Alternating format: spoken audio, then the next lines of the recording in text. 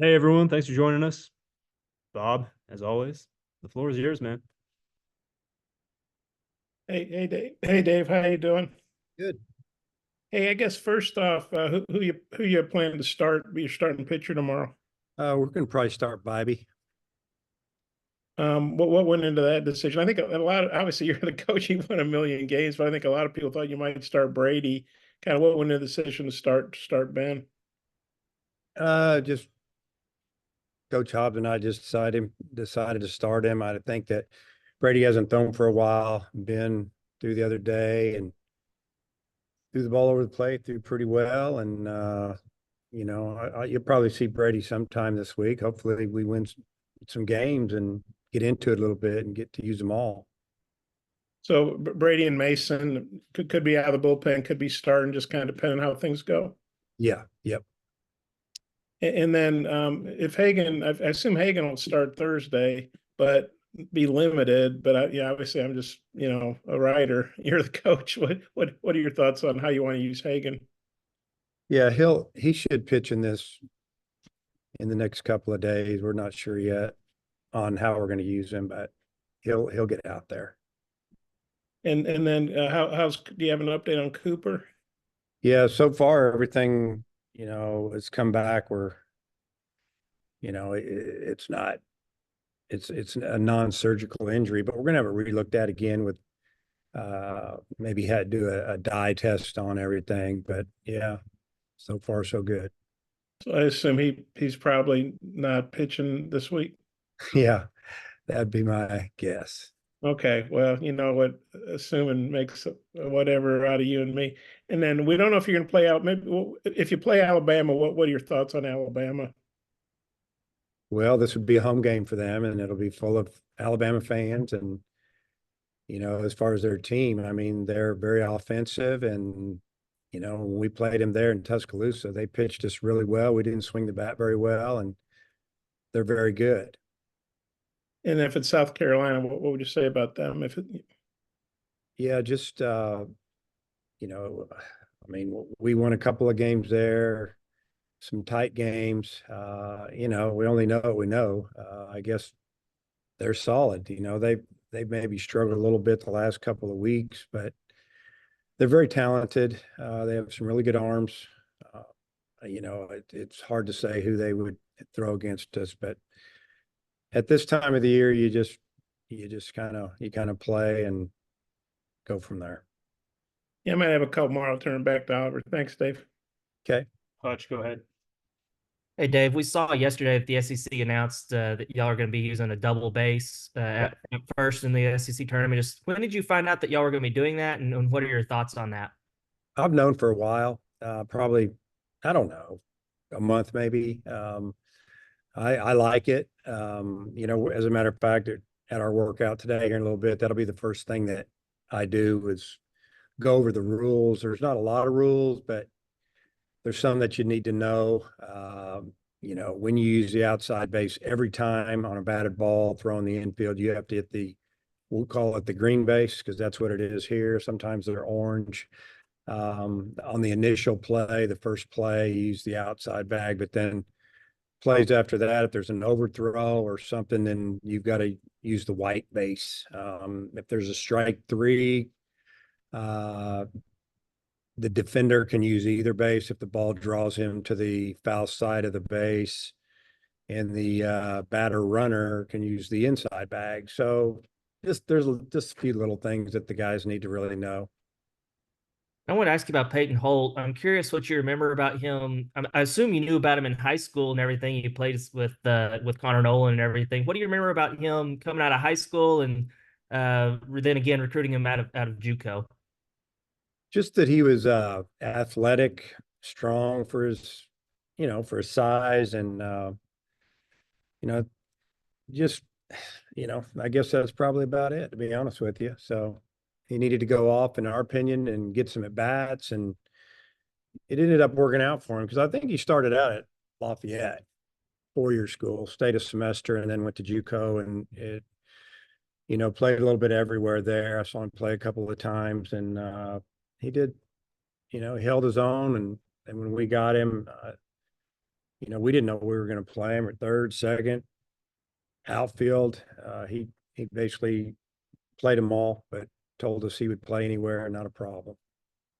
In your experience, I mean, how much does it help, or like, what benefit is there whenever you got an in-state guy like that who probably grew up loving the Razorbacks, and just what kind of how does that help a team to have a guy like that?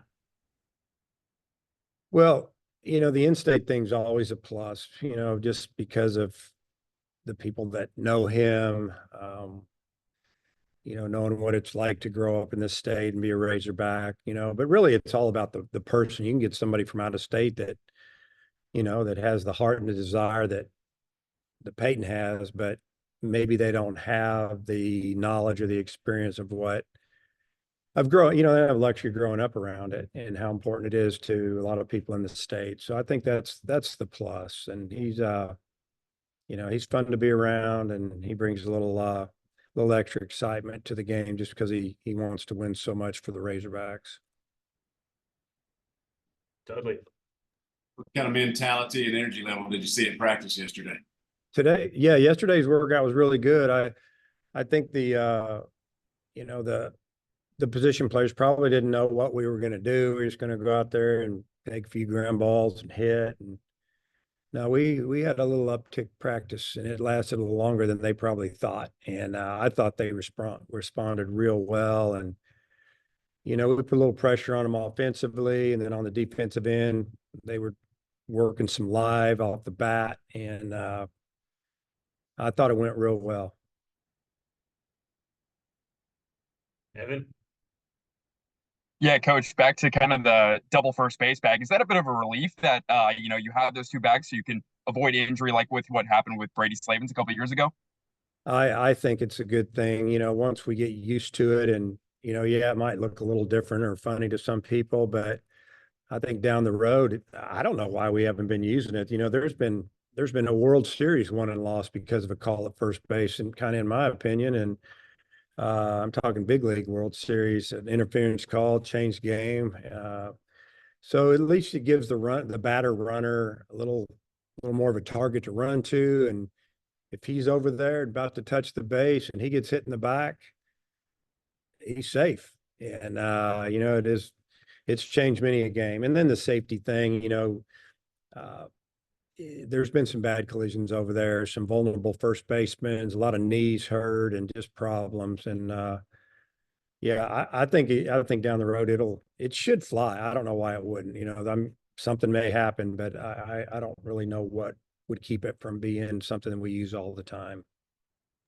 And when you look back at all of the memories that you've made playing in Hoover, what stands out the most?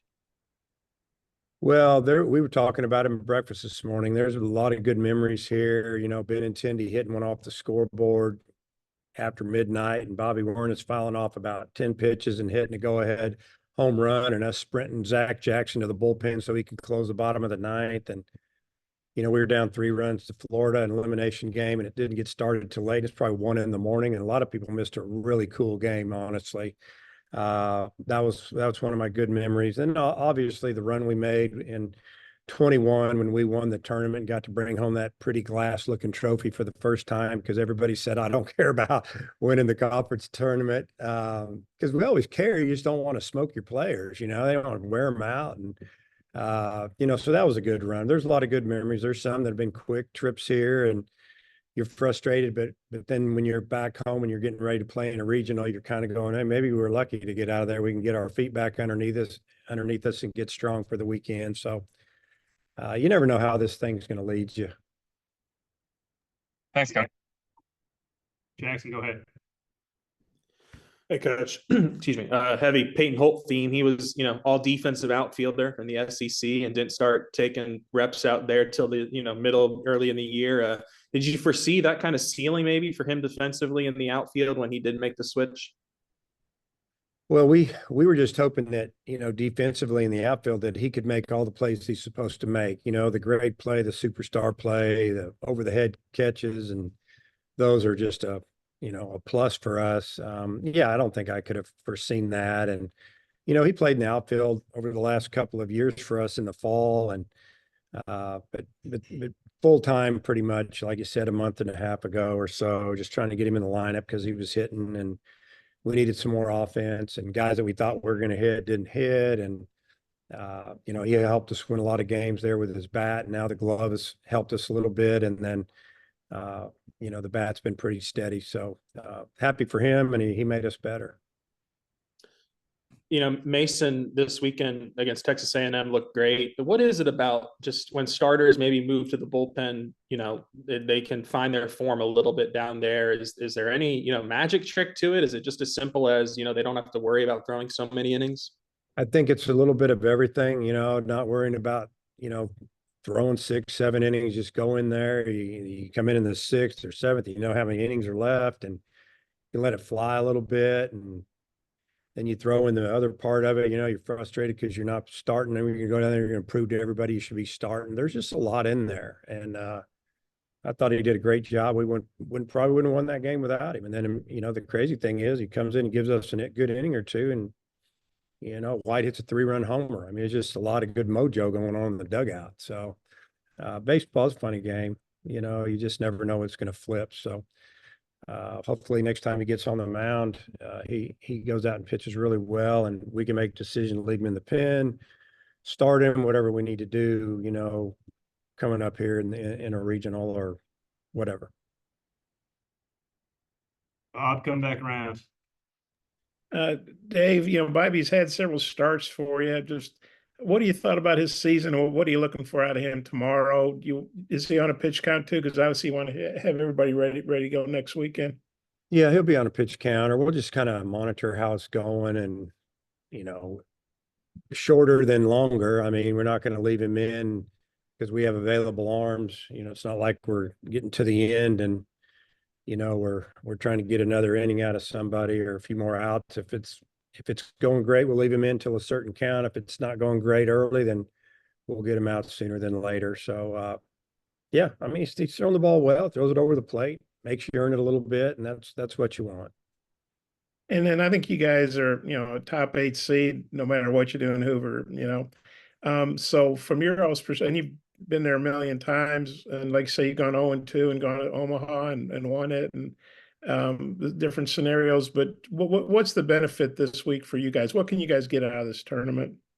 Well, maybe to get some guys going offensively, maybe some guys' confidence back up on the mound a little bit, and then just playing baseball, continue to play live games with, I'm not going to say stress-free, but because everybody, man, when you step between the lines, you want to win, you don't want to lose, and just hopefully get better. There's always a chance of somebody getting hurt or going the other way, so that's concerning. But I mean, that's every day. You just play and be together, and hopefully guys want to fight for each other. And looking forward to next week.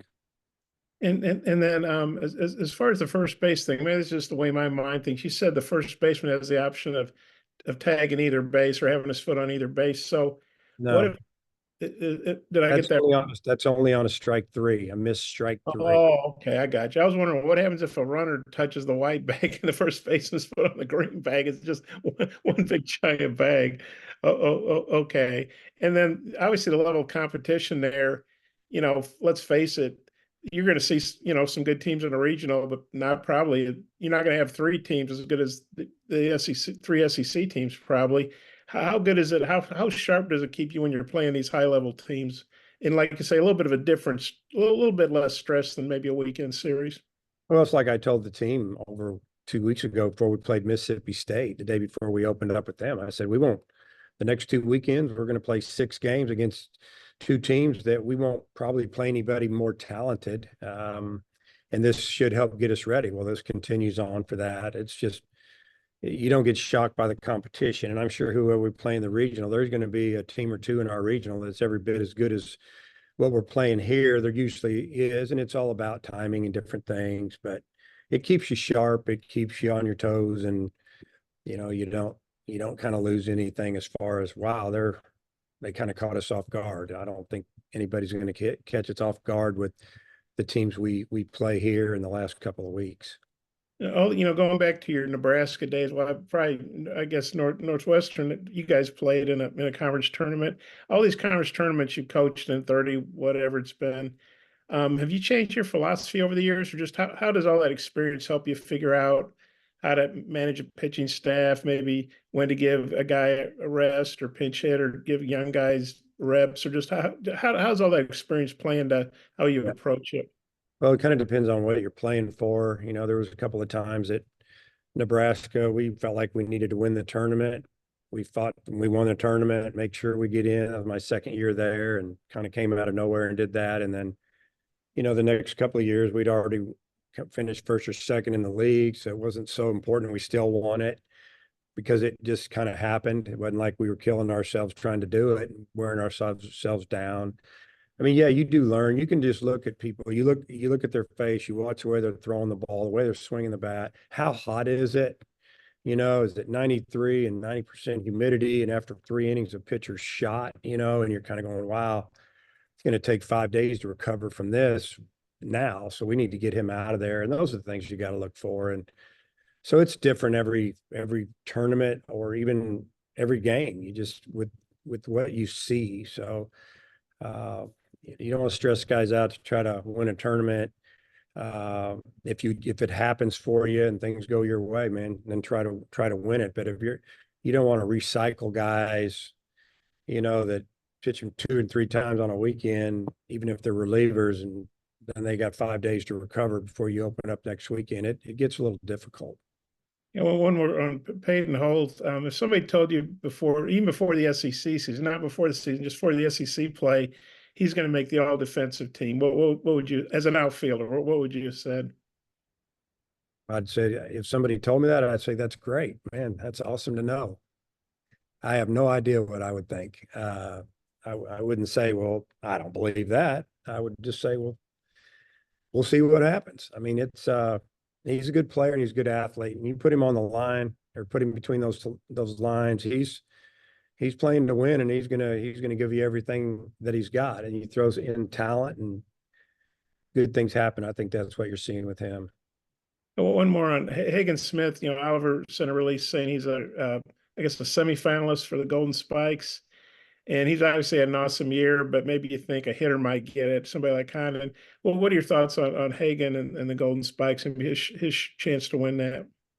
Well, it's always tough, it seems like, for the pitchers to win the Golden Spikes compared to the hitter because there's so many different categories, you know, home run, batting average, and I don't know. It just seemed like it was more of a position player award. You know, Kevin Kopps won it, and his numbers were incredible, and number of wins and saves and appearances. And, you know, I don't remember who his competition was that year, but I think certain years, you know, Hagen with his numbers, he would have a real good shot at winning it. With the hitter or two have an incredible year like Condon, makes it more difficult. But you know, he's our Golden Spikes winner, even if he doesn't get the national one. That's the way we feel about it. Okay, thanks. Coach, thanks for your time. Okay, see you guys.